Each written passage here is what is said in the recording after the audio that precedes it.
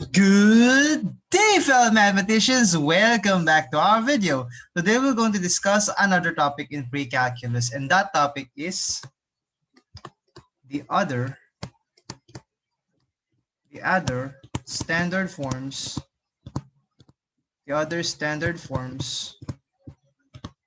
of a parabola with vertex at h comma k. Previously in the last video, we have discussed and shown an example of the first standard form of the parabola, which has the form y minus k quantity squared is equal to 4p x minus h. And we know that this parabola opens to the right and has a vertex at h comma k. And now let's take a look with the cases of the parabolas that opens to the left, upward, and downward. Yun yung goal natin in this video. Kumbaga, it's just a summary of the forms ng mga parabola in standard form. Ngayon. Paano natin to gagawin? Now, let's have this table right over here. Ang gusto ko lang sabihin dito, tapos while the dog is barking, the standard equations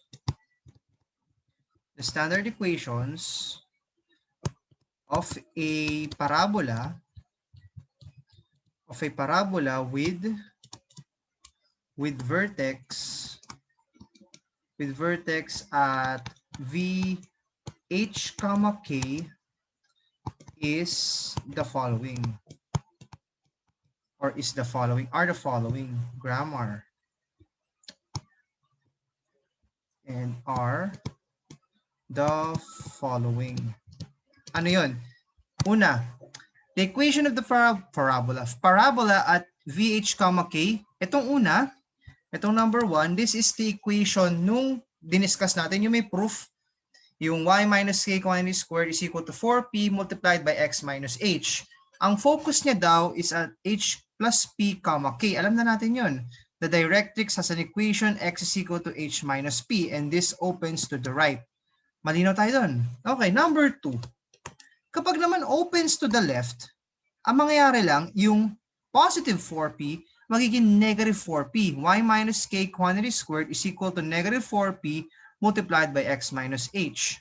Ang mangyayari lang naman, ang focus niya, instead of positive, magiging negative to.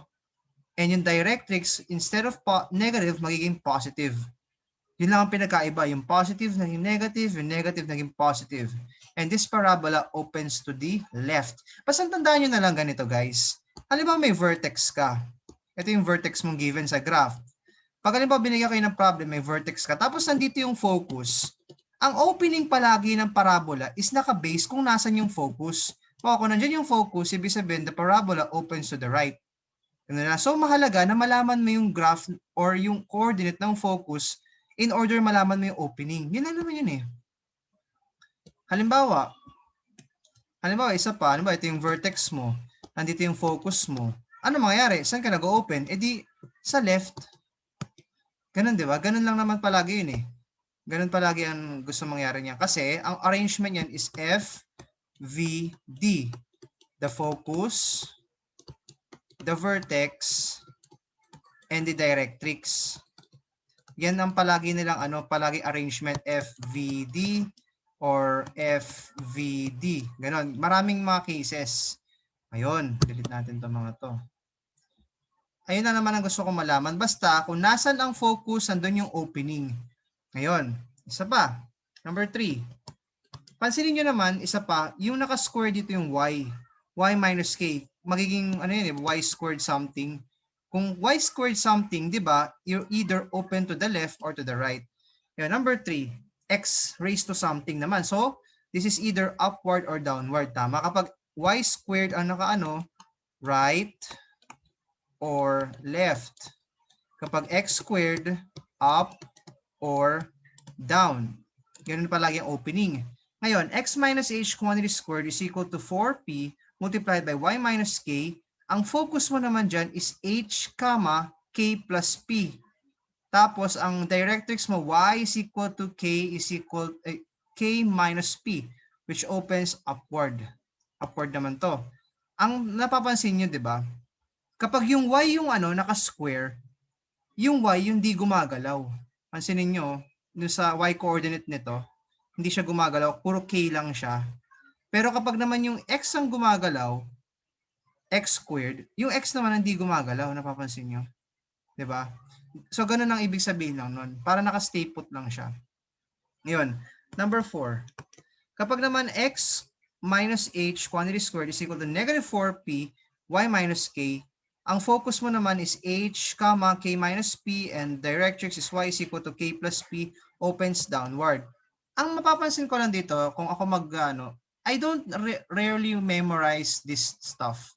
Itong focus, directrix, and yung mga yan. Kasi that's automatic kapag nandun ka na eh. Magagawa mo na siya eh kapag nagpa-problem solving ka na. What's important is that you know the equation and the orientation. Kapag positive ang 4p mo tapos yung y naka-squared, to the right.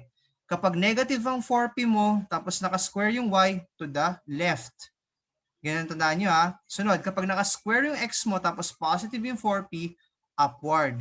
Kapag square yung x tapos negative yung 4p, downward. Ganun lang yung gusto kong ma-memorize nyo dyan and maalala. Ganito. Sunod, a remark. Ganito, may remark tayo.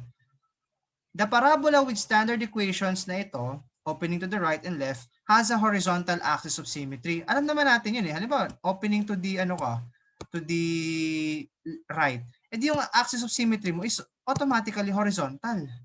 Same goes kapag to the left ka, nag-open, di ba? Ayan no. Likewise, the parabola with standard equations as follows, opening upward and downward, has a vertical axis of symmetry kasi, ayan no, ayan.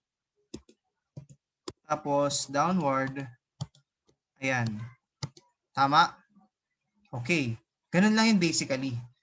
Yan ang gusto ko sabihin. Kapag naman up, kapag left or right, horizontal axis of symmetry. Kapag up or down, vertical axis of symmetry. That's pretty much it. I hope you learned something today. I hope that you have appreciated and learned that there are a lot of standard forms in a parabola. In the next video, we will be talking about an example, perhaps, and the general form of a parabola. Di ba naalala nyo? A circle has a standard and general form.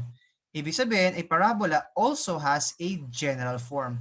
And until then, mathematicians, keep safe and have a great day. Goodbye now.